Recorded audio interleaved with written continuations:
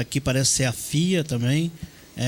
Gente, se quiser fazer pergunta para o capitão e também para o tenente, é só digitar aí no chat, né, que a gente vai responder vocês aqui. Ainda sobre o CONCEP, as pessoas, por exemplo, o empresário vai fazer uma doação para o CONCEP. Ele pode doar um valor em dinheiro e isso é descontado depois em imposto? Tem algum convênio que faça isso? Você sabe, capitão? Ou não? É uma questão que, de momento, assim, eu não consigo responder. Sabe responder, não consigo. Realmente a doação espontânea mesmo. Justamente tem esse respaldo, né? Tem esse respaldo, né? Se tem esse abatimento ou algum tipo de imposto, tem que buscar essa informação de tesouraria jurídica do CONCEP, talvez, para... Eu acho que isso é importante. A doação, né, para entidades filantrópicas, sim, mas o CONCEP tem um outro foco. Então, uma característica diferente. Então, não sei se enquadraria, né, nessa possibilidade. Ok. Tenente, aí no tráfico de drogas tem alguns trabalhos que já foram desenvolvidos e tem trabalhos que estão começando agora. A gente está acompanhando aí, já fizemos matéria a respeito do grupo tático que acaba de ser criado, né? Que tem surtido já efeitos, já colhemos frutos, né, desse grupo. Eu queria que o senhor falasse um pouquinho sobre esse grupo. Qual que é a ideia desse grupo? Se o senhor quiser falar, capitão, sobre esse grupo. Só fazer uma breve introdução aqui, depois eu deixo o Bittencourt complementar, porque, na verdade, a gente tinha essa pretensão, mas tínhamos dois problemas, com relação a efetivo e com relação à logística, viaturas, né? E agora, né, no mês de outubro, setembro, outubro, conseguimos resolver essas questões. Nós, esse ano, recebemos um pouco mais de efetivo, recebemos 3 viaturas agora no segundo semestre, né? Então, a gente conseguiu, com muita luta, implementar esse grupo.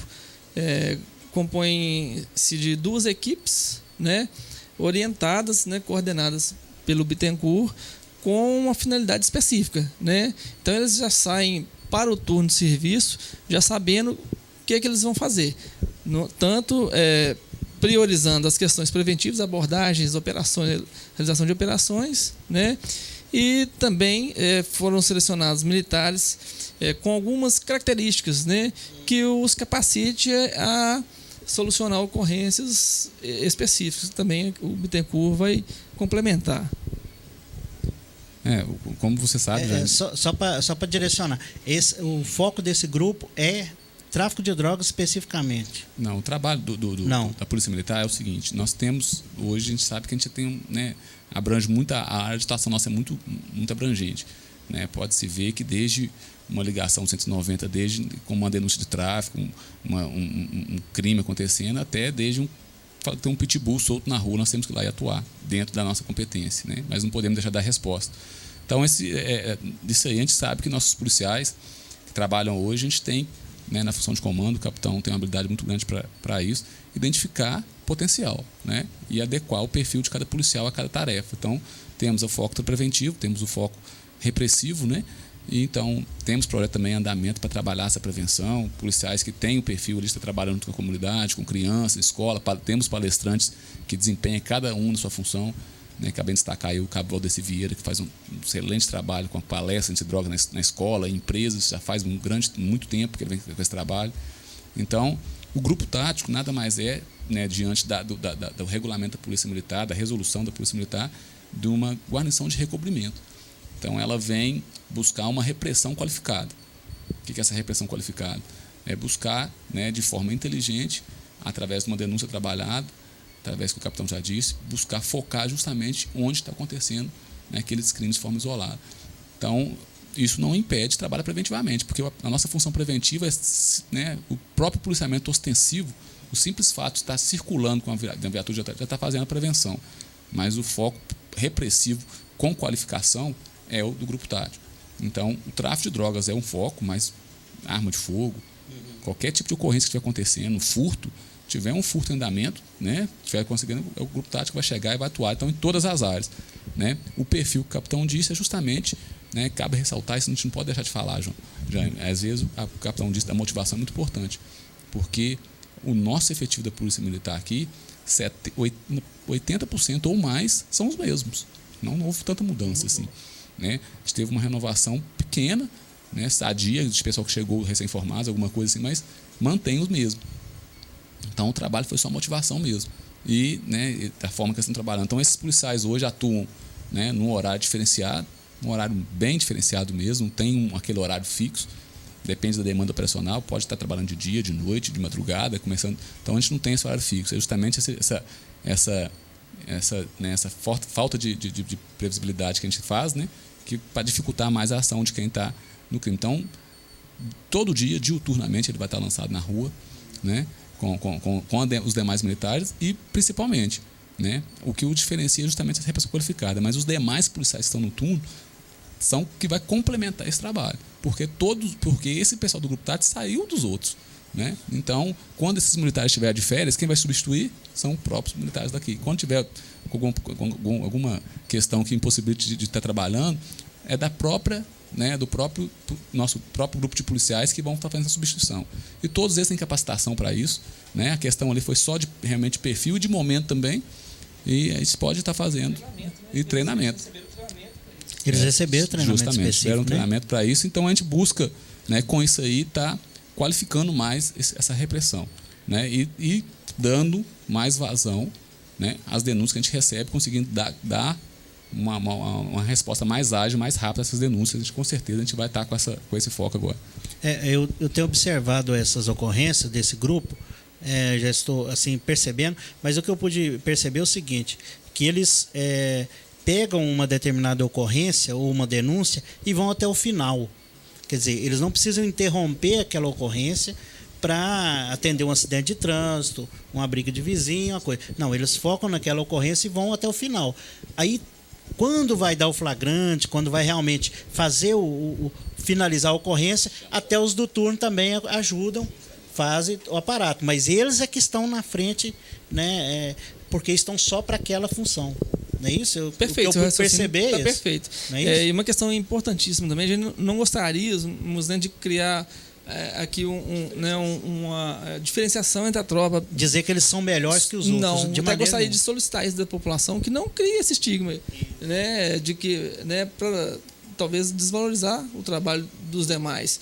Não acontece isso, não tem ninguém melhor, eles são apenas diferenciados, né? E eles recebem orientação para isso. Todo dia antes do lançamento do turno dessa equipe, o tenente Bittencourt se reúne com eles e traça, né, as coordenadas, passa as diretrizes. Então, a questão é somente essa, um trabalho diferenciado. Não quer dizer que eles são melhores que os demais.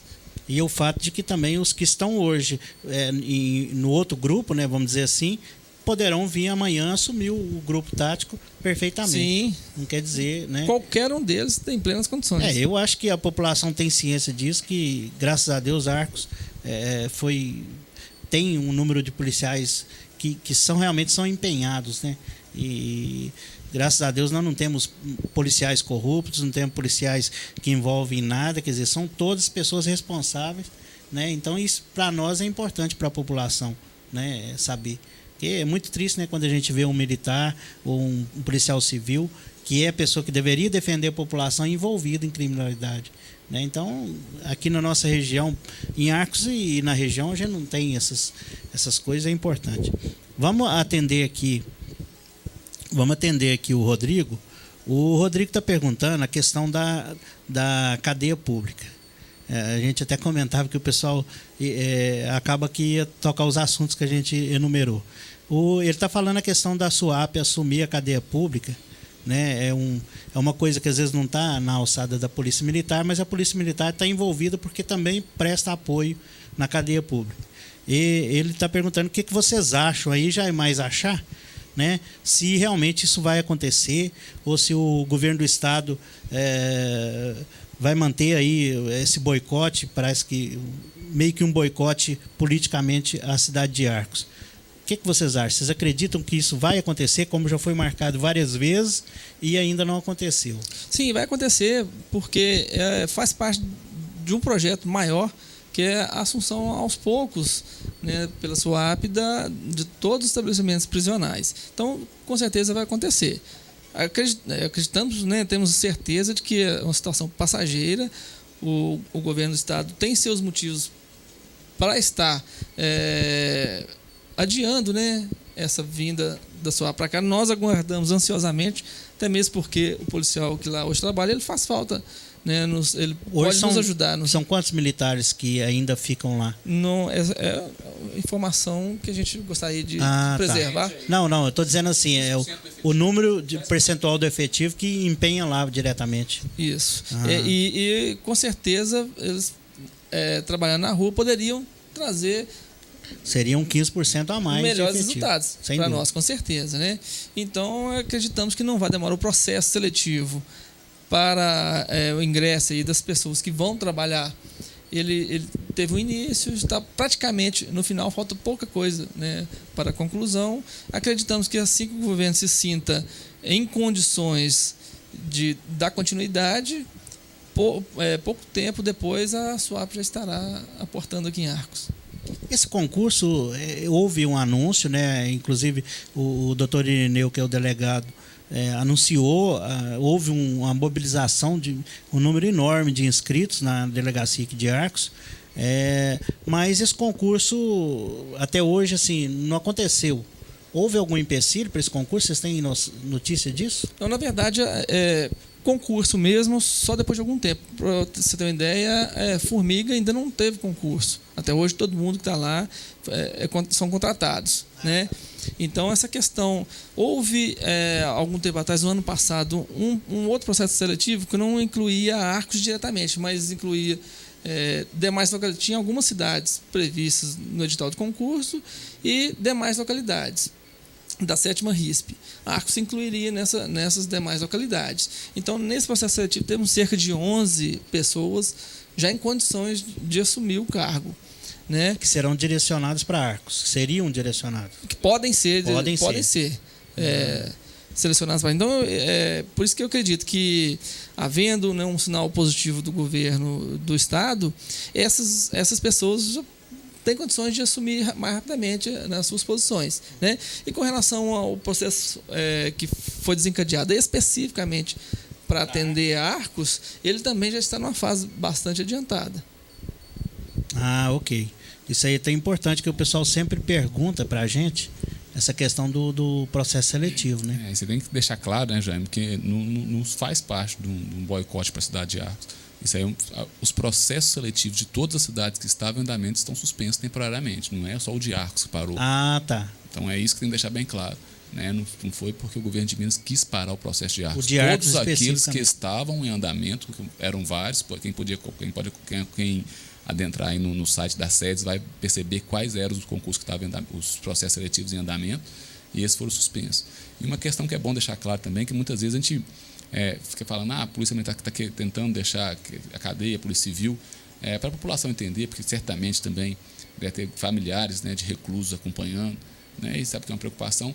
Nada mais do que a SOAP assumir, nada melhor, vai ser um tratamento mais qualificado, até mesmo para os detentos que estão lá dentro. Então a melhoria vai ser grande, inclusive para eles, né, porque vão ter pessoas capacitadas, né, vai ter recurso próprio, vai ter um efetivo destinado para aquela atividade fim, né? Hoje a Polícia Militar e a Polícia Civil acumulam encargo, né? E não é saudável, Jaime. Nós prendemos aquele policial na rua, aquela pessoa na rua, o policial prender e está tendo um tratamento direto com a pessoa no sistema penitenciário. Né? Tem as escoltas que causam a demanda. Né? Então, muitas vezes, está um preso hoje, um recluso, né, precisando de uma escolta para o dentista, né, para uma escolta para o médico, e nós vamos ter que adaptar a nossa agenda, que a gente não pode ficar por conta deles. Então, a gente tem um limite de escoltas que a gente faz por semana, que a gente não pode aumentar essa escolta, porque senão prejudica o nosso trabalho operacional na cidade. E com a SOAP não, vai ter uma viatura lá específica para isso, talvez vai colocar médico, dentista lá dentro mesmo, contratado pelo governo, pelo próprio processo seletivo, abriu, você percebeu. Então, os presos terão um tratamento melhor, né, mais dignidade, um tratamento mais digno, e a Polícia Militar e a Polícia Civil vai estar destinada para a sua atividade fim. A nossa atividade fim é o policiamento ostensivo e preventivo, né? A Polícia Civil, o policiamento investigativo, fazer a investigação. Então, essa escolta que o capitão mencionou, essa guarda mesmo que nós fazemos na cadeia, segurança, isso aí compromete, porque aqueles policiais que ali estão destinados podem estar, né, no atendimento de uma ocorrência, muitas vezes uma pessoa que está esperando uma ocorrência, como você mencionou, que a viatura está empenhada, se não tivesse aquele policial na cadeia, aquele policial que poderia estar atendendo aquela pessoa naquele momento. Né? Então, como o capitão disse, tão logo recomece os processos seletivos em nível estadual, vai ter dado o segmento, né? Eu acho que agora que se iniciou esse processo, não tem como retornar, não tem como cancelar. Então, agora é aguardar mesmo, né? A nível de Estado, os projetos estão sendo feitos, para poder estar acompanhando essa evolução aí. Ok, bacana. A FIA está perguntando, é uma questão polêmica, tenente. Acho que até nós já falamos disso em outras oportunidades, mas é um assunto que realmente sempre está na mídia. Ela está perguntando a questão da denúncia por incômodo, né? Por incomodar o vizinho, barulho. Nós temos casas de shows que incomodam, às vezes com som muito alto. E a grande questão, a grande queixa da população é que esse tipo de denúncia tem que ser formalizada, a pessoa tem que assumir. Né? Essa questão é muito polêmica, o pessoal sempre questiona isso, mas realmente a Polícia Militar tem motivos para isso. Né? Gostaria que até que o senhor explicasse, que é uma questão até burocrática, né, capitão? Na verdade, por quê? No caso específico dessa contravenção, né, dessa situação aí, seria perturbação do sossego. Perturbação do sossego ou do trabalho.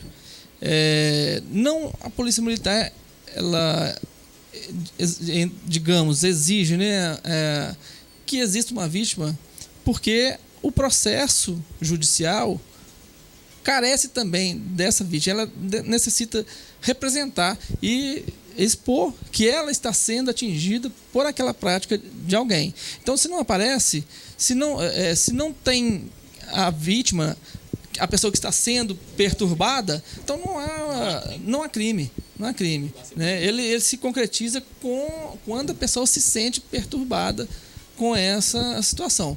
E uma questão que a gente fala aqui sempre, as pessoas têm aquela ideia de lei do silêncio 10 horas. Né? Isso vale para qualquer hora do dia. Se a pessoa se sentir perturbada, isso é importante. Ela pode solicitar as providências. Então, qualquer hora do dia, se tem uma empresa, se tem qualquer coisa, qualquer vizinho que está te incomodando, você tem o direito de acionar a Polícia Militar, mas você tem que fazer tem parte que se identificar, como vítima. Porque a perturbação só acontece a partir do momento que tem alguém perturbado. Até então não tem. E sendo uma ação condicionada à representação, então exige importante também que haja a vítima. E ela seja identificada no boletim de ocorrência para que as demais providências sejam tomadas. Ou seja, trocando em miúdos, se a pessoa chamar a Polícia Militar, mas não se identificar, a Polícia Militar não vai poder fazer nada. Não vai poder fazer nada porque não há a comprovação de que houve. Né? Não se tem, simplesmente o militar não pode achar que o som está alto ou baixo, por exemplo. Né? Deixa eu tentar explicar de uma forma prática, Jaime, para a população tentar entender. Né? A pessoa liga reclamando que tem um som alto próximo à casa dela. A Polícia Militar chega até o local, identifica que o som, né, porque está acontecendo aquele fato. Porque, não obstante a pessoa não identificar, o policial militar não deixa de passar. Mas tem que imaginar o seguinte: se você está na sua casa com uma festa, a viatura policial chega na sua casa e te aborda. Fala assim: ô Jaime, seu som está alto, você podia abaixar, por favor, está incomodando pessoa. Você vira para o policial e fala assim: está incomodando quem, tenente? Quem está se sentindo incomodado? Então, o que o policial vai fazer? Aí tem que ter aquela vítima para mostrar. Né? Muitas das vezes, as pessoas que estão com esse som, muitas vezes até no policial passou, podia abaixar um pouquinho, nem precisa falar de às vezes a pessoa já atende. abaixa mesmo. Mas se aquela pessoa, por exemplo, falar, vou abaixar, quem está reclamando? Então, aí realmente precisa aparecer essa vítima para dar seguimento na ação, né? No segmento do boletim de ocorrência. Porque vai mandar para o polícia, para o juiz depois, para o delegado, para o juiz, para dar ali, né, talvez para ter alguma punição. Quem vai ser? Quem é a vítima? Quem se sentiu? Então, por isso que é necessário, né, para se dar esse segmento. E muitas vezes a pessoa também, para resolver, tem que aparecer. Às vezes está aquela coisa mais frequente, está incomodando, mostra que está se sentindo incomodado. Isso não tem. Né? Hoje a gente vive numa sociedade democrática. O direito de um termina onde começa o do outro. Né? A pessoa não é expor, não precisa agredir, não precisa brigar, só expor. Ela está me incomodando, trabalhei, vou precisar. Talvez aquela pessoa se resolve na hora, muita parte da ocorrência se resolve na hora. O outro abaixa, entra num acordo e não precisa nem registro de boletim de ocorrência. Né? A gente está mediando esse conflito ali na hora. É o que a FIA está falando aqui, continuando. Ela está ouvindo lá o que vocês estão explicando e está comentando aqui. Mas a questão da retaliação. Né? O que o senhor orientaria para essa pessoa? Pode ser que ela vai dar o nome e o vizinho pode depois criar um problema. Isso é uma coisa que eu conheço bem, esse problema de ter problema com o vizinho assim, e parece que uma coisa que não acaba nunca, quando você começa um atrito com o vizinho. Né? Então, de certa maneira, ela tem a sua razão. Agora, o que poderia fazer nesse sentido? O que ele vai falar? Você foi retaliado? É difícil, né? Aí depende da retaliação. Como o Bittencourt falou, depende da retaliação.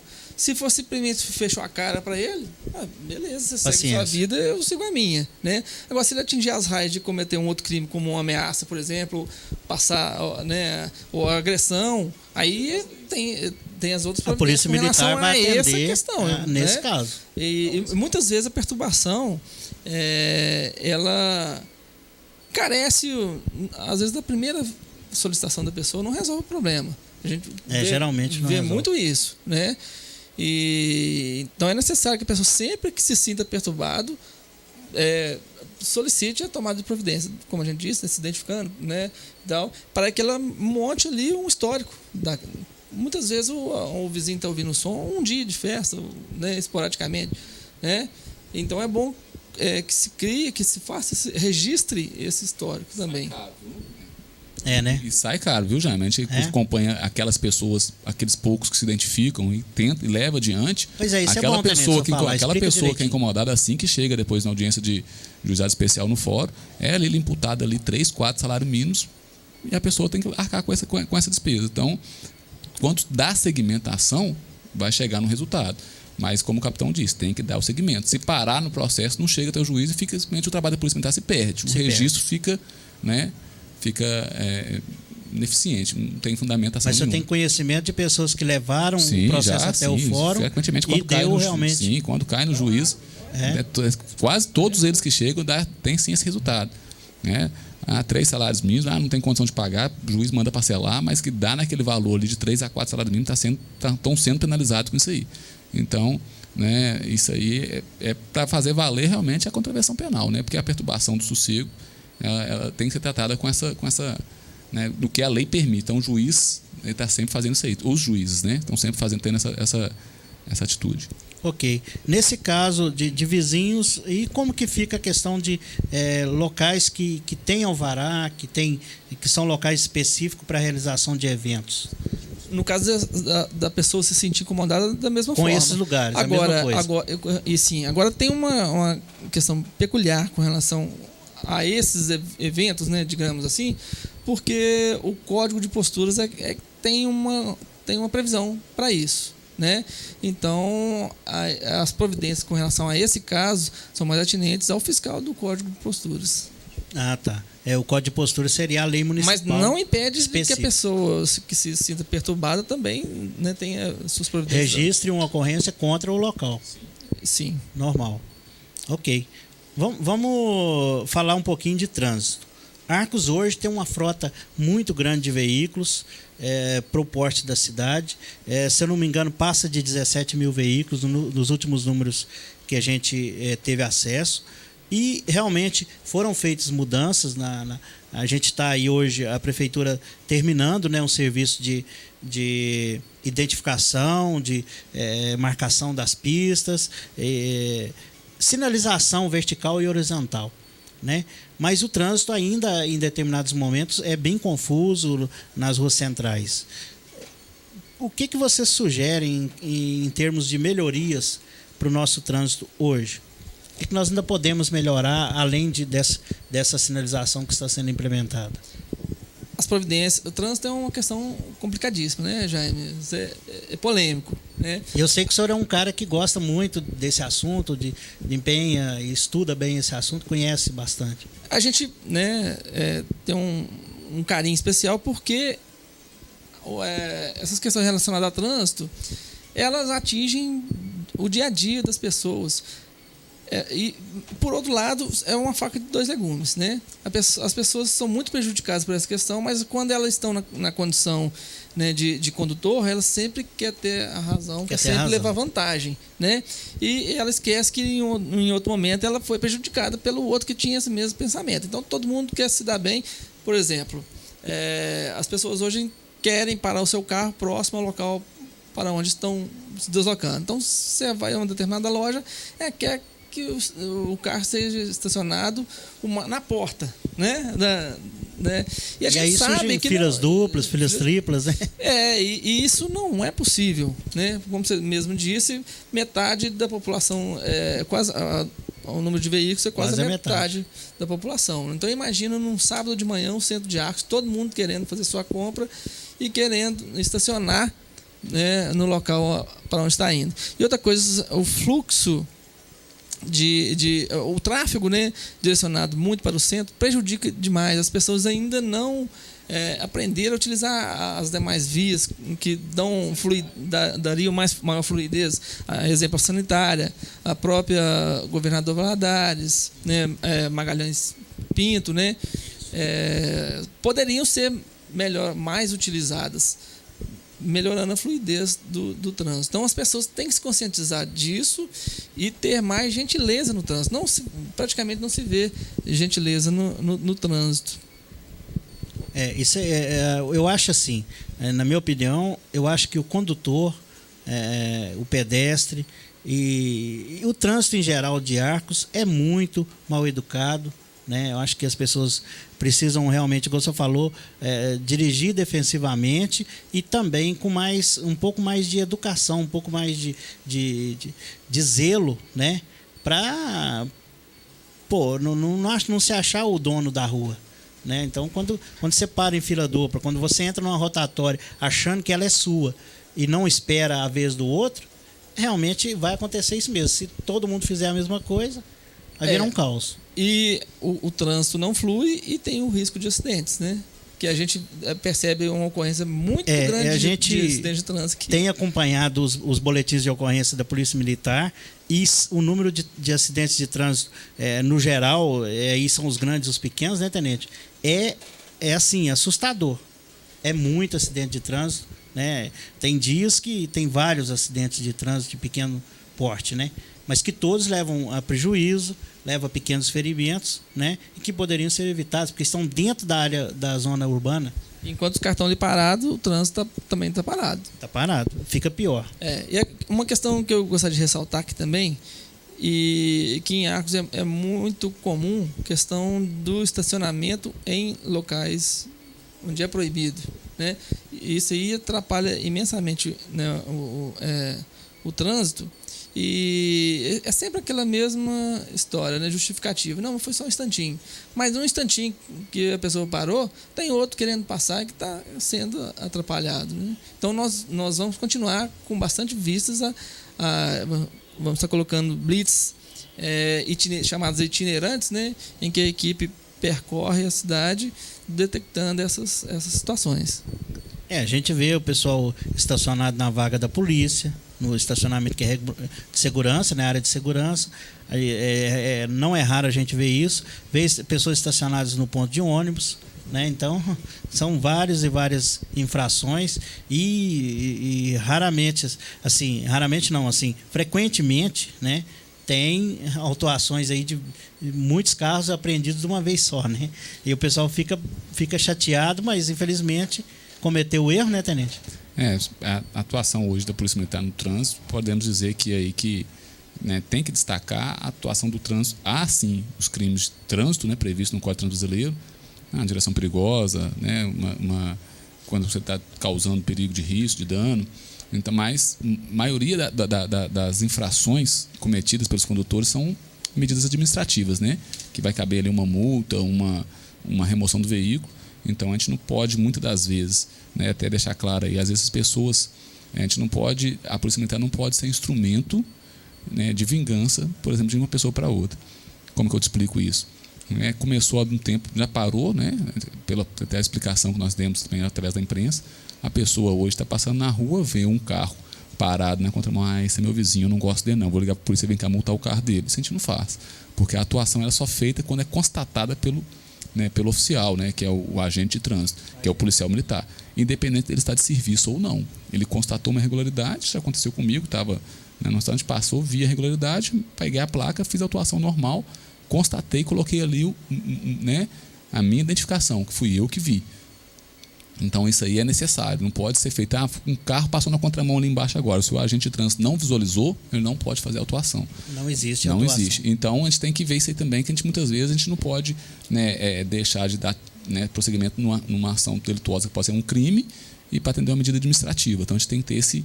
Então o capitão falou, tem as blitz itinerantes, a gente está rodando diariamente, quase 15 AIDS por dia, auto-infração de trânsito, que são as multas. Então a gente tem uma média de 15 por dia? Em média, de 10 a 15 por dia. O dia que a gente faz a operação sai um pouco mais. Então, o dia que... Não, esse no dia justamente, normal, isso é rotineiro. Quando faz a operação, a gente tem uma quantidade maior. Mas, Jaime, isso é uma questão interessante que o capitão disse. A gente tem que trabalhar um pouquinho também a conscientização. Você pediu sugestão. Existia um trabalho de estacionamento rotativo que está parado. Foi trazido por um representante, até por um funcionário da Câmara Municipal, que estava com esse andamento, um estacionamento rotativo. Eu não sei por quais motivos, acho que questão que parece que a princípio o projeto contemplava menores, eu não sei se a legislação proibiu esses menores de estar atuando dessa forma, mas houve algumas mudanças, algumas situações ali que impediram de concretizar. Mas conscientização é muito importante, né? Nós temos hoje aí, você deu o exemplo de loja, o capitão deu o exemplo de loja, além da pessoa querer parar na porta da loja, que tem essa comodidade, a pessoa busca essa comodidade sim, às vezes 100 metros para baixo tem a vaga, mas ela faz questão de parar na porta. Ainda tem os próprios proprietários das lojas que ocupam as vagas de clientes. Então, e o carro fica o dia todo. Se for pensar isso aí de uma forma até economicamente, pensando assim, está até dando prejuízo. Aquela vaga depois de ser ocupada por clientes, várias vezes, vários clientes no decorrer do dia. O carro do funcionário fica ali o dia todo, então está ocupando a vaga do cliente. Uma sugestão também que nós levamos recentemente para o prefeito, ele deve estar em fase de análise, que nós percebemos que aqui em Arcos tem muito estacionamento permitido. Você pode procurar em cidade e dificilmente você vê tanto local permitido para estacionar como tem em Arcos. Seria para carga e descarga? Não, permitido assim, para todos, que não há proibição. O estacionamento permitido é onde não há proibição, então pode parar. Porque a pessoa só não pode fazer o que a lei determina. Então, se não tiver a placa de proibido estacionar alguma situação, o estacionamento naquele local é permitido, observando a sinalização vertical e horizontal, como você mesmo disse no início. Então, aqui tem muita vaga para parar. Você pega todas essas ruas. O que acontece muito é um exemplo de que 2 carros ocupam o lugar de 4. Às vezes parado uma distância ali de 1 metro um do outro, onde não cabe mais um carro. Então, o que nós sugerimos ao prefeito? Que pegasse essas vagas de estacionamento permitido e demarcasse essas vagas. Demarcasse como? Como se fosse um estacionamento de supermercado mesmo, na forma horizontal. O espaço de um carro. Então, quer dizer, aí a pessoa vai ter que cuidar, quando está parando o carro dela ali demarcado, tentar parar naquele espaço compreendido do seu carro. Isso aí vai abrir mais, justamente, aí vai abrir mais vagas. Eu tive uma cidade, em outra cidade nas férias e percebi isso lá. Você pode perceber que, um exemplo, a Magalhães ali, se fizer isso demarcado, vai ter que caber muito mais pessoas. Aquela ali também, que sai do Arcos Clube, a Jarbas Ferreira Pires. Se ficar tudo demarcado ali, vai caber mais carros ali. Então, muitas vezes, 2, 3 carros, você para assim, cabia meio carro ali. Mais para frente cabia mais meio carro, mais para frente cabia mais meio. Então, quer dizer, se colocasse mais próximos carros na vaga delimitada, mais pessoas podiam usufruir também daquele espaço. Então, também uma situação também paliativa, que pode ser que aumente um pouquinho essa vaga, mas a conscientização, como o capitão disse, é primordial, é o principal. Tem situações aqui em Arcos que são realmente estranhas no trânsito. Uma delas é as pessoas demarcarem o estacionamento em frente às suas lojas, os seus comércios, suas empresas, com cones, cadeiras, mesas, a gente já viu camas, caixas de maçã.